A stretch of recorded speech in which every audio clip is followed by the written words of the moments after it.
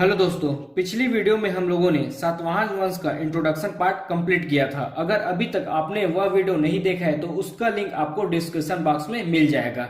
मैंने पहले ही बता दिया था कि जो सातवाहन वंश के जो शासक हुए हैं उन पर कंप्लीट डेटा उपलब्ध नहीं है, फिर भी जो भी इंपॉर्टेंट और यूजफुल डेटा है मैं आप तक उपलब्ध करा रहा हूं। तो चलिए वीडियो स्टार्ट करते हैं। देखिए, सातवाहन वंश के प्रथम शासक हैं सिमुक और सातवाहन वंश की स्थापक भी हैं सिमुक। देखिए, सिमुक सातवाहन वंश की स्थापना करते हैं। इससे पहले जो कर्ण वंश के शासक थे सुशर्मा, इसकी हत्या कर सिमुक सातवाहन वंश की स्थापना करते हैं। सिमुक का शासनकाल माना जाता है 23 वर्षों का और जैन अनुश्रुतियों के अनुसार सिमुक ने अपने शासनकाल में जैन एवं बौद्ध मंदिरों का निर्माण करवाया था। देखिए, सिमुक अपने शासनकाल के अंत समय में पथभ्रष्ट एवं क्रूर हो गए थे, जिसके कारण उसे पद से मुक्त कर उनकी हत्या करा दी गई। सिमुक सातवाहन वंश के संस्थापक हैं। इन्होंने सुशर्मा का हत्या किया जो कि कर्ण वंश के शासक थे और भारत में सातवाहन साम्राज्य की स्थापना किया। इनका शासनकाल 23 वर्षों का माना जाता है।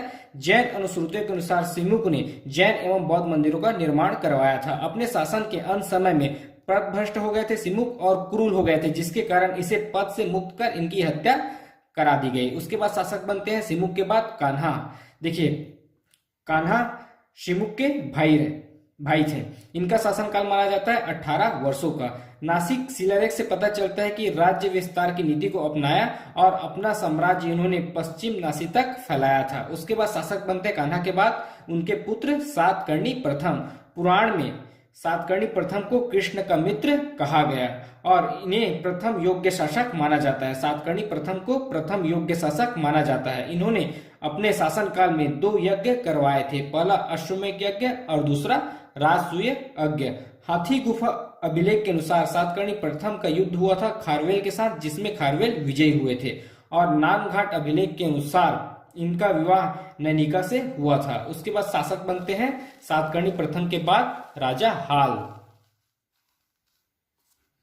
देखिए, राजा हाल एक प्रसिद्ध कवि थे और इनकी रचना का नाम था गाथा सप्तशती। इन्हें कवियों का आश्रयदाता कहा जाता था और इनके नाम का उल्लेख, राजा हाल के नाम का उल्लेख पुराण, लीलावती, सप्तशती, अभिधान, चिंतामणि आदि ग्रंथों में मिलता है। उसके बाद शासक बनते हैं राजा हाल के बाद गौतमीपुत्र सातकर्णी। इनका शासनकाल लगभग 25 वर्षों का माना जाता है और इन्हें अपने वंश का महान शासक भी माना जाता है। गौतमीपुत्र सातकर्णी ने वेंकटम स्वामी की उपाधि धारण की थी और इन्होंने वेंकटम नगर की स्थापना किया था। देखिए, गौतमीपुत्र सातकर्णी को विशाल साम्राज्य का संस्थापक भी माना जाता है और इसकी जानकारी हमें बालश्री के नासिक अभिलेख से मिलता है। और बालश्री के नासिक अभिलेख से जानकारी मिलता है कि इन्होंने शक, यवन, पहलाव शासकों का विनाश किया था।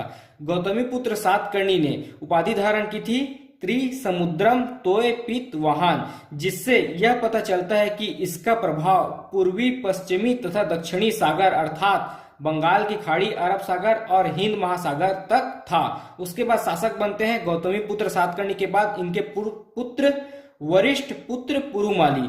पुराण के अनुसार इनका शासनकाल 36 वर्षों का था और अभिलेखों के अनुसार वरिष्ठ पुत्र पुरुमाली को प्रथम आंध्र शासक माना जाता है, क्योंकि इन्होंने आंध्र एवं चोल देशों को जीता था। फिर वरिष्ठ पुत्र पुरुमाली के बाद शासक बनते हैं शिवश्री सातकर्णी और इसके बारे में हमें पर्याप्त जानकारी नहीं मिलता है। फिर इसके बाद शासक बनते हैं यज्ञश्री सातकर्णी, जो कि अपने वंश के अंतिम शासक हैं और इन्होंने पोटीन के सिक्के जारी किए थे, जिसमें संग, मछली, जलयान के चित्र मिलता है, जो समुद्री व्यापार का प्रतीक माना जाता है। एक बार और देखते हैं सातवाहन वंश के जो भी शासक हुए उनके बारे में डेटा।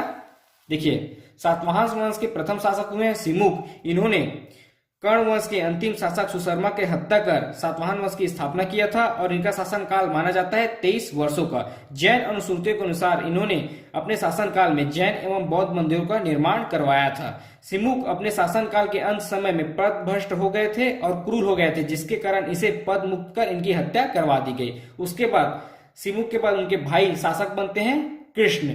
देखिए, कृष्ण का शासनकाल या कान्हा का शासनकाल था 18 वर्षों का था और नासिक अभिलेख से पता चलता है कि इन्होंने राज्य विस्तार की नीति को अपनाया था। उसके बाद कान्हा के पुत्र सातकर्णी प्रथम शासक बनते हैं, जिन्हें पुराण में कृष्ण के मित्र कहा गया। ये प्रथम योग्य शासक माने जाते हैं अपने वंश के। इन्होंने 2 यज्ञ कराया था, पहला अश्वमेध यज्ञ और दूसरा राष्ट्रीय यज्ञ। हाथी गुफा अभिलेख के अनुसार सातकर्णी प्रथम का युद्ध खारवेल के साथ हुआ था, जिसमें खारवेल विजयी हुए थे, और नानाघाट अभिलेख के अनुसार इनका विवाह नैनिका के साथ हुआ था। फिर उसके बाद शासन करते हैं राजा हाल।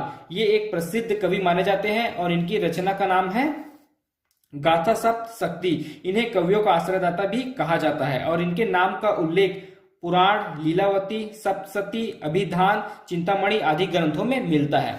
उसके बाद देखते हैं शासक में आए थे